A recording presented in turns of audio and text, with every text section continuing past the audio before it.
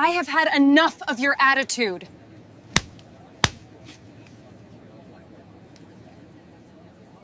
I have had enough of your attitude.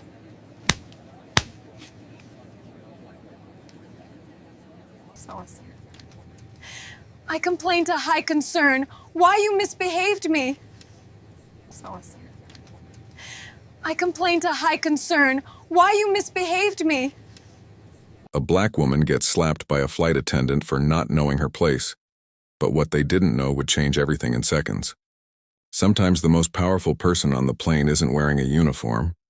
In the pristine first-class cabin of Flight 847, the soft hum of engines mixed with the gentle clink of champagne glasses and whispered conversations about million-dollar deals. The leather seats gleamed under warm lighting, and the air carried the subtle scent of expensive cologne and fresh orchids arranged in crystal vases. This was where power resided, or so everyone believed. Diana Martinez moved quietly through the aisle, her simple black dress and comfortable flats a stark contrast to the designer suits and diamond jewelry surrounding her. At 32, she carried herself with a quiet grace that most passengers barely noticed as she made her way to seat 1A. Her dark hair was pulled back in a neat bun, and she wore no jewelry except for a small, worn golden pin on her lapel, so unremarkable that it went completely unnoticed. "Excuse me," she said softly to the flight attendant blocking her path. "I believe that's my seat." The blonde flight attendant, whose name tag read Brittany, looked Diana up and down with thinly veiled disdain. Her perfectly manicured fingers gripped her tablet tighter as she stepped deliberately into Diana's path. "I'm sorry, but there must be some mistake," Brittany said, her voice dripping with condescension. "First class is for premium passengers only. Coach is toward the back." She gestured dismissively toward the economy section, her smile as fake as her eyelashes. Diana reached into her purse and pulled out her boarding pass, extending it calmly. "Seat 1A, Diana Martinez." Brittany snatched the boarding pass, her eyes narrowing as she scanned it. Around them, other passengers began to notice the commotion. A businessman in an expensive suit smirked behind his Wall Street Journal. A woman draped in pearls whispered something to her companion, both of them staring at Diana with barely concealed judgment. "This has to be a computer error," Brittany announced loudly enough for nearby passengers to hear. "Someone like you doesn't just end up in first class." She handed the boarding pass back with a flourish but made no move to step aside. Diana's jaw tightened slightly, but her voice remained steady. "I assure you there's no error." "Look," Brittany said, placing her hand on her hip. "I don't know how you got that boarding pass, but I can tell you right now that this airline has standards. We can't have just anyone sitting wherever they please. Our first-class passengers expect a certain atmosphere."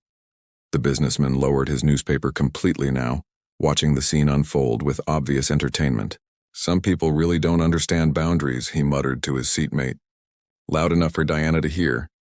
Diana felt the familiar sting of assumptions, the weight of being judged by her appearance rather than her reality, but she had learned long ago that sometimes the most powerful response was silence. She simply stood there waiting, her dignity intact despite the humiliation being piled upon her. "I'm going to have to ask you to return to your assigned section," Brittany continued, her voice growing sharper, "and if you refuse, I'll have to call security. We simply cannot have disruptions in first class." What none of them knew was that Diana Martinez wasn't just another passenger. What they couldn't see beneath her simple clothes and quiet demeanor was 15 years of aviation industry experience, an MBA from Harvard Business School, and a secret that would change everything they thought they knew about power, respect, and who really belonged in that first-class cabin. And with just one phone call she was about to make, she was about to turn their world completely upside down. Because sometimes the person you're underestimating owns everything you think you control. If this story moves you, hit that subscribe button. We share incredible stories of overlooked heroes every week. Rate this story from 0 to 10 in the comments. And tell us about a time you witnessed hidden talent being dismissed. Your stories matter and they inspire our next videos.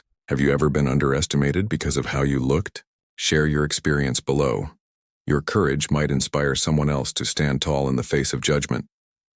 Diana Martinez had been flying this route for 3 months now, always booking the same seat, always receiving the same treatment.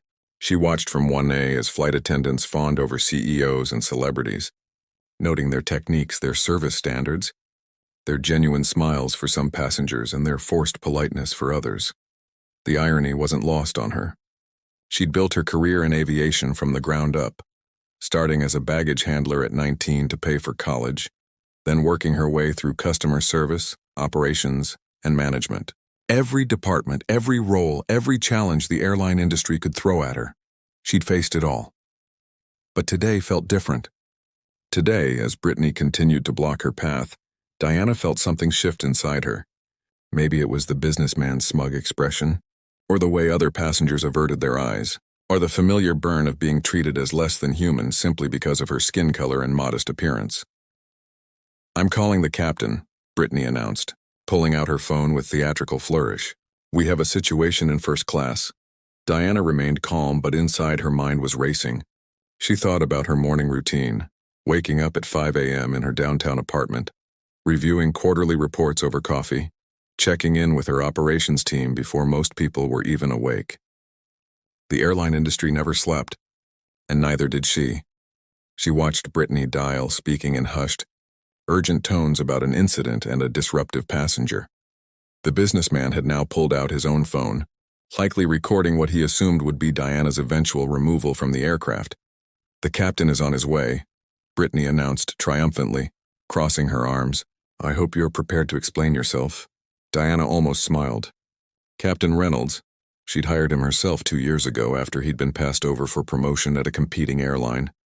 He was one of the best pilots she'd ever worked with, and she made sure he knew he was valued. Heavy footsteps approached from the cockpit. Captain Reynolds appeared, his silver hair perfectly groomed, his uniform impeccable. He was a man who commanded respect the moment he entered a room, and the first-class cabin fell silent. "What seems to be the problem here?" he asked, his voice carrying the authority of 30 years in aviation. Brittany straightened up, clearly relishing her moment. "Captain, this woman is refusing to return to her proper section. She claims she belongs in first class, but obviously there's been some sort of mistake or—" "Ma'am," Captain Reynolds interrupted, looking directly at Diana. His eyes widened almost imperceptibly as recognition dawned, but his professional training kept his expression neutral. "May I see your identification?" Diana reached into her purse and handed him her driver's license. Captain Reynolds studied it carefully, then looked back at her face. The silence stretched for what felt like an eternity. "Is there a problem, Captain?" Brittany asked, her confidence beginning to waver. Captain Reynolds cleared his throat. "Miss Martinez, I apologize for any inconvenience. Please take your seat." "Wait, what?" Brittany sputtered. "Captain, surely you can see—" "I can see that a valued passenger has been treated with profound disrespect," Captain Reynolds said firmly. "Ms. Martinez, again, my apologies, but Brittany wasn't finished." The embarrassment of being contradicted in front of the passengers she'd been trying to impress fueled her anger. "I don't care what her ticket says," she snapped. "Some people need to learn their place." The words hung in the air like poison. Diana had endured insults, dismissal, and condescension. She'd maintained her composure through assumption after assumption. But that phrase, "learn their place," crossed a line that couldn't be uncrossed. "Excuse me?" Diana said quietly, her voice carrying a new edge. "You heard me," Brittany said, emboldened by what she mistook for Diana's surprise. "People like you need to understand that you can't just force your way into spaces where you don't belong." The businessman was definitely filming now. Other passengers leaned forward in their seats.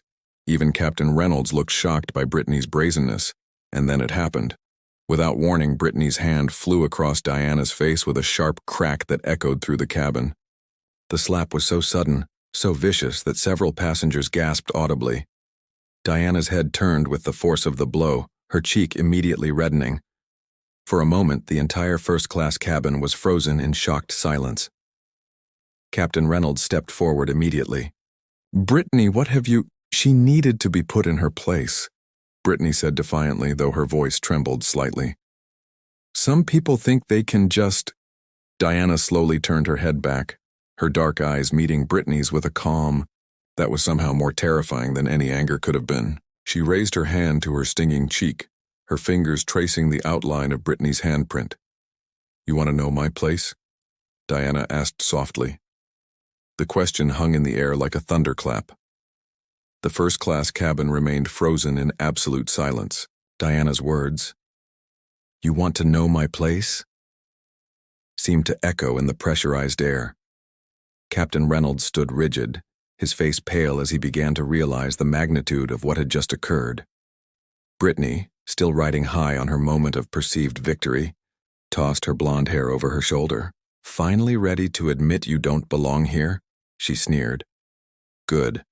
Maybe now we can get back to serving our actual first-class passengers." The businessman with his phone looked delighted, clearly expecting to witness Diana's humiliation and removal. A woman in designer clothing leaned over to her companion and whispered, "About time someone dealt with that situation." Diana reached into her purse, her movements deliberate and calm despite the burning sensation on her cheek. "You're absolutely right," she said quietly. "It's time everyone knew exactly where I belong." She pulled out her phone, not the latest iPhone like the other passengers carried, but a secure device that few people in the aviation industry would recognize. Her thumb moved across the screen with practiced efficiency. "What are you doing?" Brittany demanded, her voice climbing an octave. "Are you calling someone to complain? Because I can tell you right now, management will back me up. We protect our crew from difficult passengers."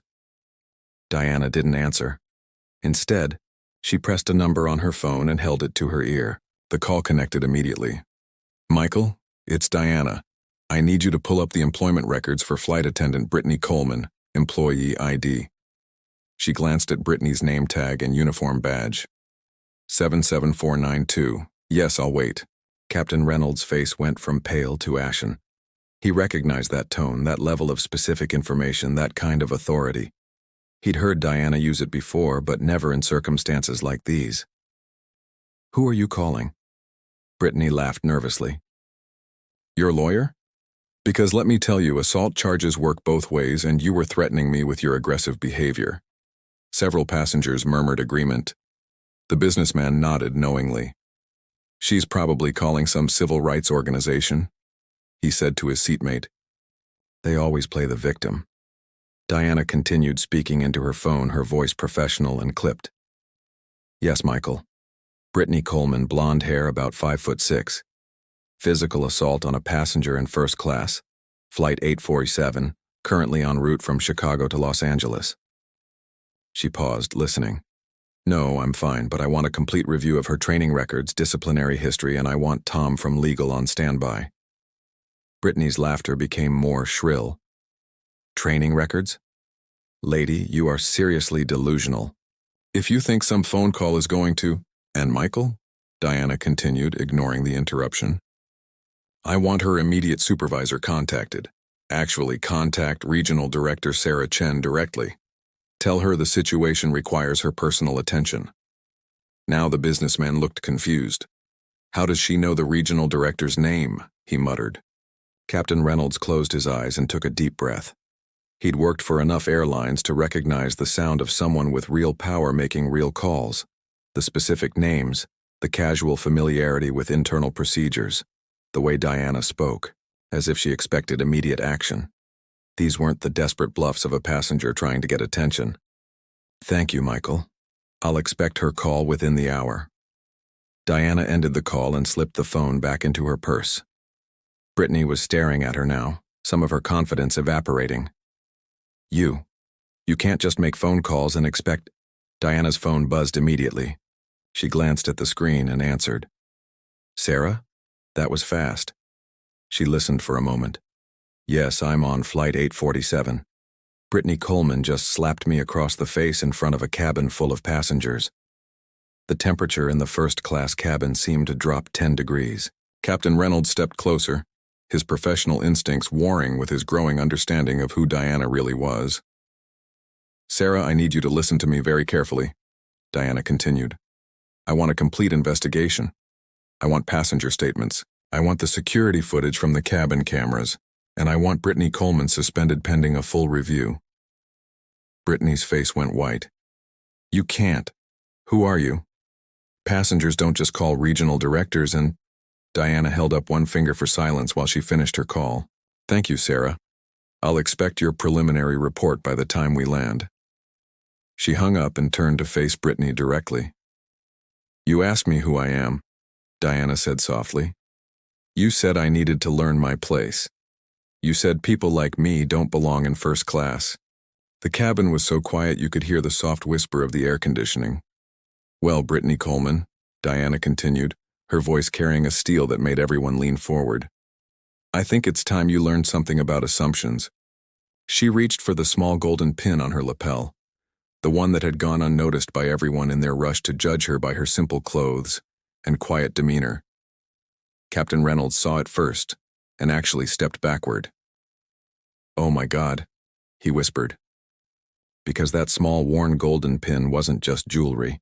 It was a 20-year service pin, presented only to senior executives who had dedicated their careers to the aviation industry.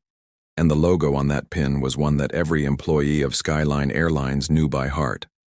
In her modest two-bedroom apartment that night, Diana would sit with the leather-bound portfolio that held the documentation of her extraordinary journey.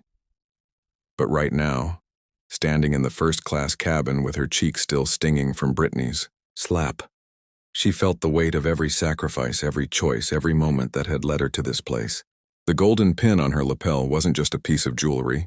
It was a symbol of a path that had started 23 years ago, when 17-year-old Diana Martinez had walked into Chicago O'Hare Airport, looking for any job that would help her pay for college. She'd started in baggage handling, working the graveyard shift while taking business classes during the day. Her hands had been raw from handling luggage in Chicago winters. Her back ached constantly, and her classmates at the community college never understood why she always smelled faintly of jet fuel. But Diana had been fascinated by the aviation industry from that very first day. She'd watch the planes taxi and take off, study the complex choreography of ground crews, observe the intricate systems that kept thousands of flights moving safely every day. While other students dreamed of corporate offices in downtown towers, Diana dreamed of understanding every piece of the aviation puzzle. She'd worked her way through customer service, learning to handle furious passengers whose flights were delayed, families separated by overbooking, business travelers whose connections were missed. She'd seen every kind of human emotion that airports could produce, and she'd learned to navigate them all with grace and efficiency. The turning point had come during her 5th year with the company. A computer glitch had grounded dozens of flights on one of the busiest travel days of the year, and the executive team was scrambling for solutions. Diana, working as a shift supervisor by then, had quietly approached her manager with a comprehensive plan she'd developed during her break. Her solution had gotten every flight moving again, within 4 hours, a logistical miracle that saved the company millions of dollars and thousands of passenger complaints. That was when senior management had first noticed Diana Martinez. They'd offered to pay for her to finish her business degree, then her MBA at Harvard, where she'd been one of only 12 aviation industry professionals in her class. She'd studied airline economics, international regulations, fleet management, and corporate strategy while still working full-time, often catching red-eye flights to Boston for weekend intensive courses. Her Harvard professors had been impressed by her real-world knowledge. Her fellow students, mostly from traditional corporate backgrounds, had been amazed by her practical understanding of how airlines actually operated. Diana had bridged the gap between academic theory and operational reality in ways that textbooks couldn't teach. After graduation, she'd been fast-tracked through management positions: operations supervisor, then regional manager, then director of customer experience. Each role had taught her something new about the industry she loved, but also about the assumptions people made based on her appearance, her accent, her background. She'd endured countless meetings where colleagues assumed she was someone's assistant, conference calls where people talked over her, until a male colleague repeated her exact words and received credit for her ideas. Industry events where she was mistaken for catering staff or asked to fetch coffee for the real executives. But Diana had persevered, driven by a vision of what the airline industry could become if it truly valued every passenger, every employee, every person who trusted their lives to aviation professionals. 7 years ago, she'd been offered the position that would change everything: Executive Vice President of Customer Relations and Service Standards for the entire Skyline Airlines network. She was 35 years old, one of the youngest executives in airline history to reach such a level. and the first Latina woman to hold that position at any major carrier. Her portfolio that evening would show the transformation she'd led. Customer satisfaction scores that had increased by 40%. Employee retention rates that had improved dramatically. Service standards that had become the industry benchmark. Under her leadership, Skyline Airlines had won Customer Service Excellence Awards 3 years running.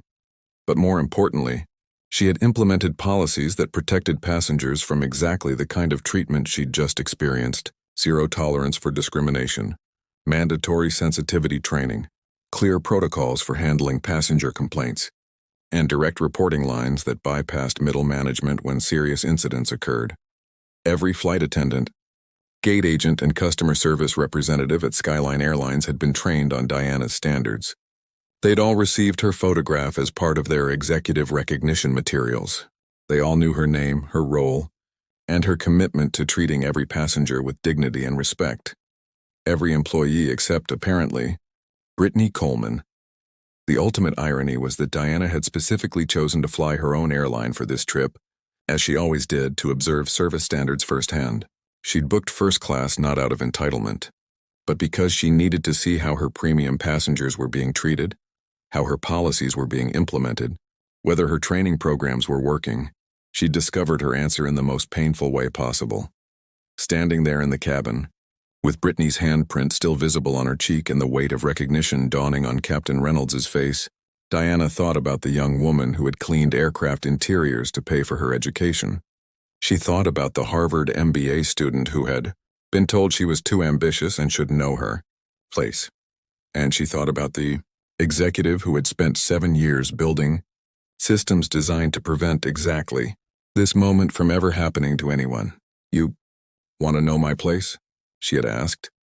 Now, as her phone buzzed again with what she knew would be urgent calls from every level of Skyline Airlines management, she was about to show Brittany Coleman exactly where her place was. The very top of the organization chart that would determine Brittany's future in the aviation industry. Captain Reynolds stared at the golden pin on Diana's lapel, his face now completely drained of color. 25 years in aviation had taught him to recognize airline hierarchy, and that particular pin meant only one thing. Diana Martinez wasn't just any executive. She was senior executive leadership at Skyline Airlines. "Ma'am," he said quietly, his voice barely above a whisper, "I need to speak with you privately." But Diana shook her head. "No, Captain Reynolds. What happened here happened in front of witnesses. What happens next should happen the same way." Brittany was looking back and forth between them, her earlier confidence now completely evaporated. What's going on? Why is everyone acting so strange?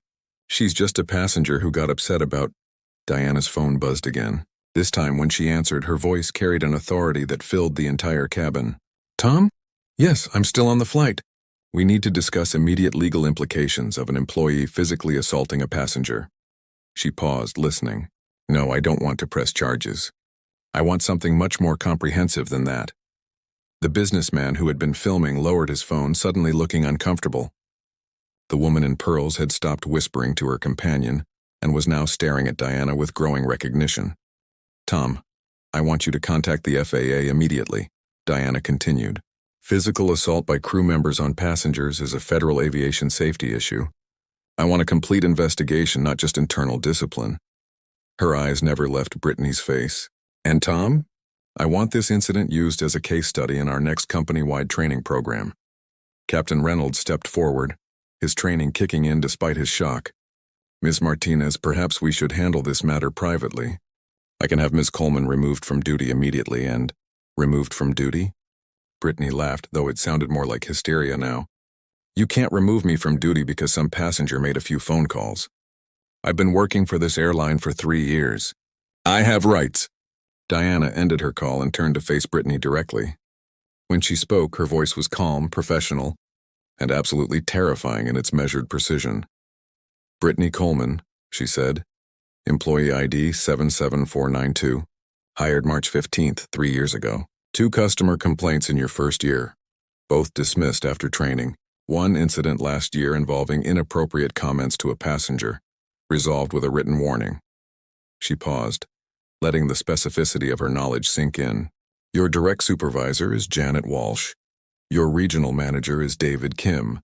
Your training instructor was Maria Santos, who specifically covered our anti-discrimination policies in week 2 of your orientation.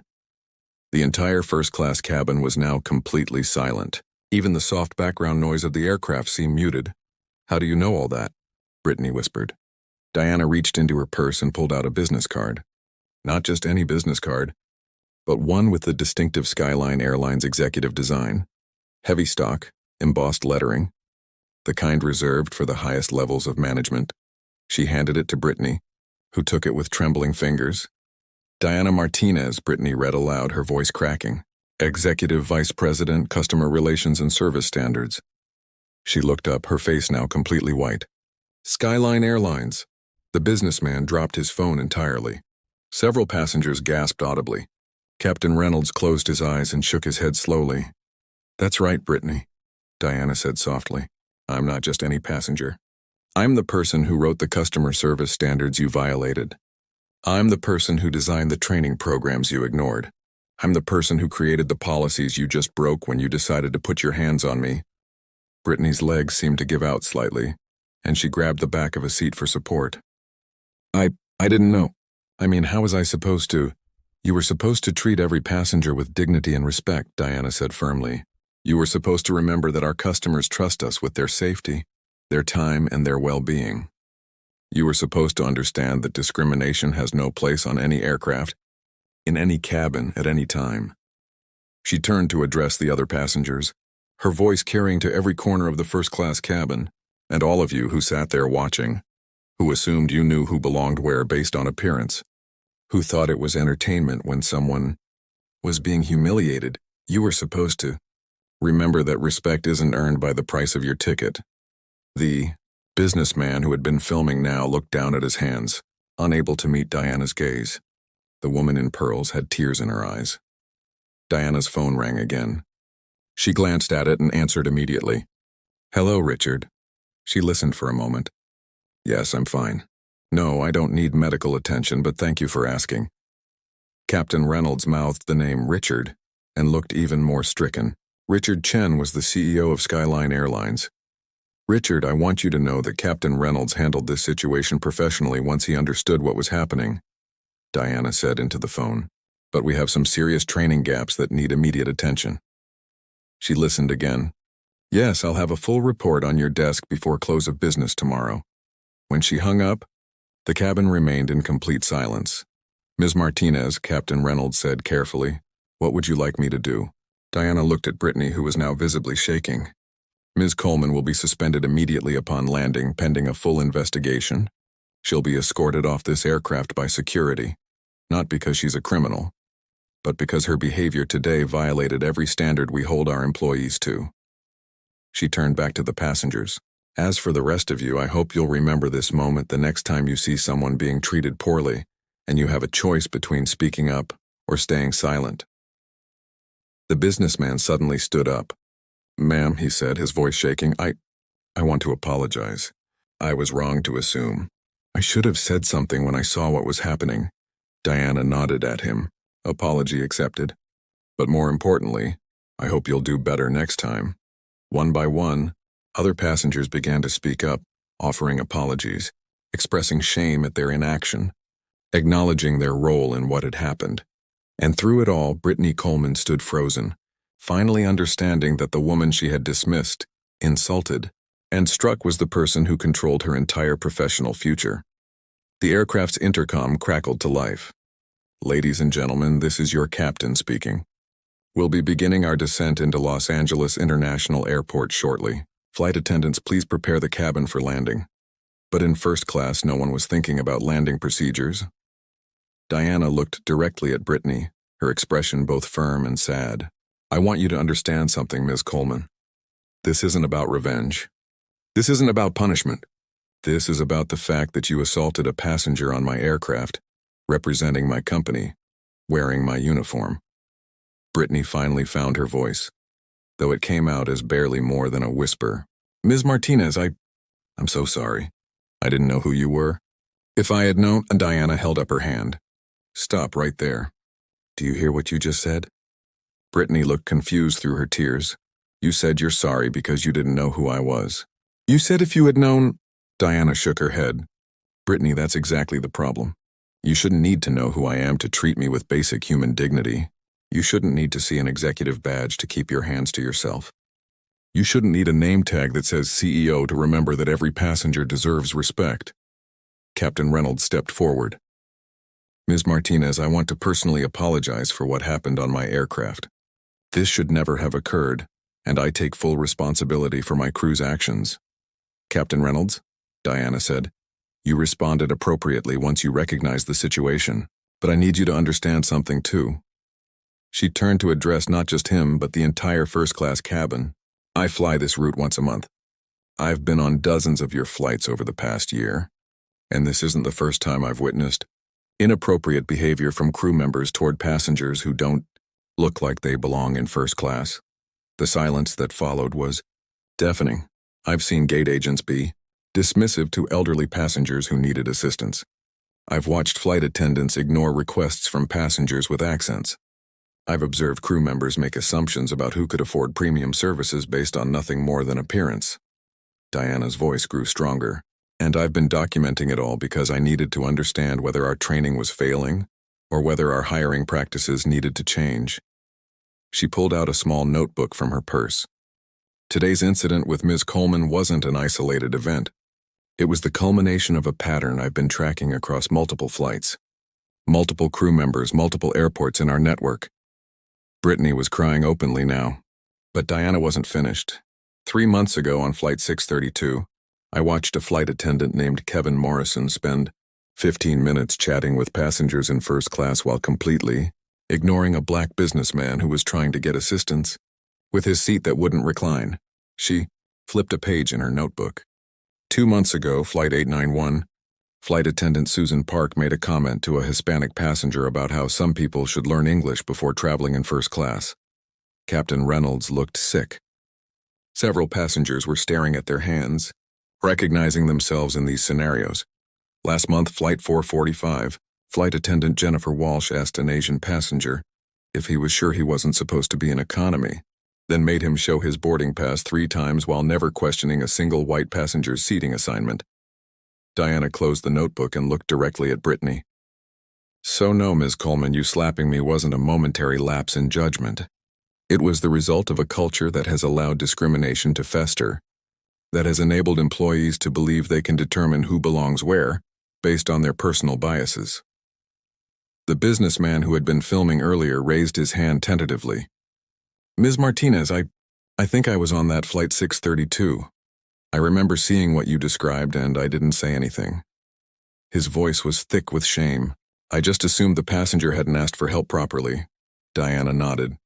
And that assumption, sir, is part of the problem. When we assume the person being mistreated must have done something to deserve it, we enable the mistreatment to continue. Another passenger, an elderly white woman, spoke up. I've seen things like this too on other airlines. I always thought it wasn't my business to interfere. Ma'am, Diana said gently, when you see someone being treated poorly because of who they are, it absolutely is your business. Silence in the face of discrimination is complicity. Brittany suddenly straightened up, desperation creeping into her voice. Ms. Martinez, please. I know I made a terrible mistake, but I have student loans, I have bills. This job is everything to me. Isn't there something I can do to make this right? Diana studied her for a long moment. Ms. Coleman, you physically assaulted a passenger. You used language that was clearly discriminatory. You created a hostile environment for multiple people on this aircraft. But more than that, you revealed attitudes that are fundamentally incompatible with the values we expect from our employees. She paused, choosing her words carefully. However, I believe in the possibility of growth and change. If you're genuinely committed to understanding what you did wrong and why it was wrong, there might be a path forward. Brittany's eyes lit up with hope. You would be suspended without pay for 90 days, Diana continued. During that time, you would complete a comprehensive diversity and inclusion training program at your own expense. You would participate in sensitivity training led by civil rights organizations. You would volunteer at least 40 hours with community groups that serve diverse populations, and you would write a detailed reflection on this incident, that would be shared company-wide as part of our training materials. The hope in Brittany's eyes was mixed with uncertainty now. After 90 days, you would be eligible for reinstatement, but not to flight attendant duties. You would start over in ground services, earning back trust and demonstrating through your actions that you've truly changed. Diana's voice was firm, but not unkind. And if you ever put your hands on another person in anger, your employment with Skyline Airlines will be terminated immediately and permanently. Brittany nodded frantically. Yes, I'll do whatever it takes. I understand how wrong I was. I hope you do, Diana said. Because second chances are precious things. Ms. Coleman, most people don't get them. As Flight 847 touched down at Los Angeles International Airport, the first-class cabin remained unusually quiet. The typical sounds of passengers gathering belongings and checking phones were muted by the weight of what had transpired during the flight. Diana remained seated as other passengers began to deplane, many of them stopping to speak with her as they passed. Ms. Martinez, the businessman said, extending his hand. I'm Robert Chen. I want you to know that what I witnessed today changed how I think about these situations. I promise to do better. Diana shook his hand. Thank you, Mr. Chen. That's all any of us can do. Commit to doing better. The elderly woman who had spoken up earlier paused at Diana's row. My dear, I'm 78 years old and I thought I was too old to learn new things about myself. Today proved me wrong. Her voice wavered with emotion. I'm ashamed of how many times I've stayed silent when I should have spoken up. Ma'am, Diana said gently, recognition is the first step toward change. You're never too old to become the person you want to be. One by one, nearly every first-class passenger stopped to acknowledge what had happened, to apologize for their inaction, to commit to being better advocates for dignity and respect. When the cabin was finally empty except for Diana, Captain Reynolds, and Brittany, the atmosphere grew more somber. Ms. Coleman, Captain Reynolds said formally, you're relieved of duty. Security personnel are waiting to escort you off the aircraft for the standard post-incident procedures. Brittany nodded, tears still flowing down her face. She turned to Diana one final time. Ms. Martinez, I know my apology doesn't undo what I did, but I am truly, deeply sorry. Not just because of who you are, but because of what I did. I want you to know that I will spend every day of my suspension thinking about how to become the person who would never do something like this. Diana studied her face, looking for sincerity beyond the fear and regret. Ms. Coleman, I hope that's true. Because the path back from this isn't just about keeping your job. It's about becoming someone who makes the world a little bit better for everyone in it. After Brittany was escorted away, Captain Reynolds approached Diana. Ma'am, I've been flying for 30 years, and I've never been more ashamed of something that happened on my aircraft. I failed you. I failed my passengers, and I failed the standards you've worked so hard to establish. Captain Reynolds, Diana said, standing and gathering her belongings, you responded appropriately once you understood the situation, but I need you to help me understand how we prevent this from happening again. He nodded eagerly. Absolutely. Whatever you need. I need you to be honest with me about the culture among crew members. I need to know if discrimination and bias are being discussed in crew lounges, if certain attitudes are being reinforced or challenged, if our training is actually changing behavior, or just teaching people what to say in front of management. Captain Reynolds was quiet for a long moment. Ma'am, I think our training is good in theory, but I don't think it's addressing the real attitudes some crew members bring to work.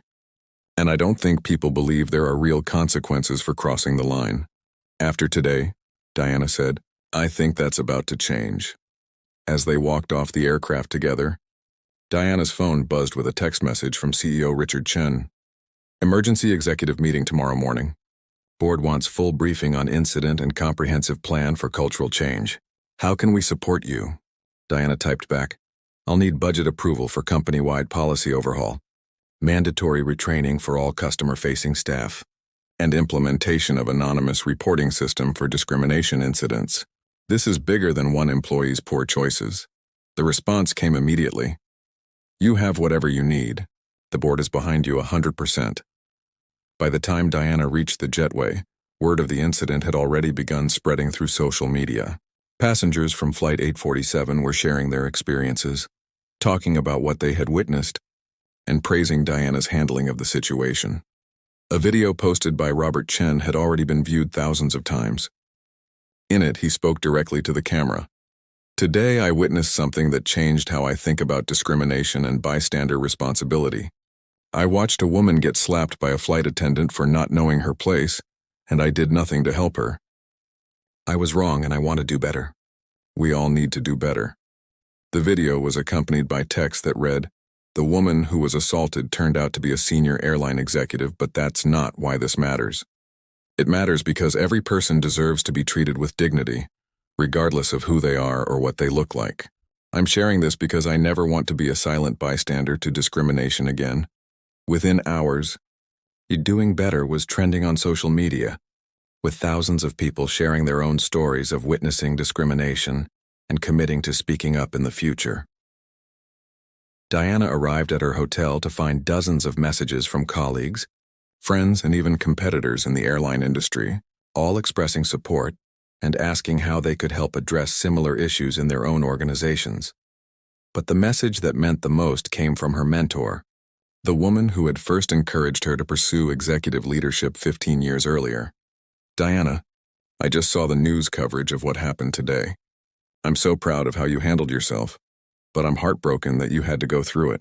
Your grace under pressure reminded me why I knew you were destined for leadership. The industry is lucky to have you." That night, as Diana reviewed the incident report she would present to the board, she thought about the young woman who had started her career handling baggage in Chicago winters, dreaming of making aviation better for everyone.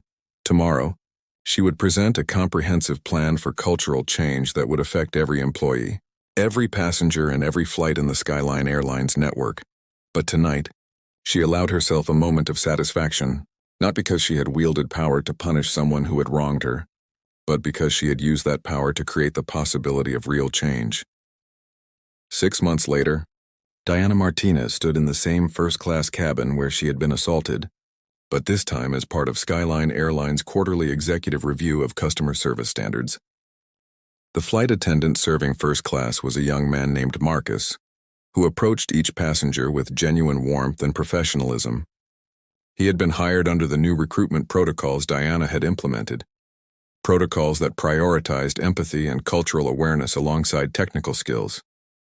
"Ms. Martinez," he said respectfully, "is there anything I can get for you before takeoff?" "Just coffee, thank you, Marcus." "And Marcus?" she smiled. "How has the new training program been for you?" His face lit up. "Life-changing, honestly. The bias recognition workshops made me realize assumptions I didn't even know I was making. I feel like I'm actually equipped to serve everyone with the respect they deserve."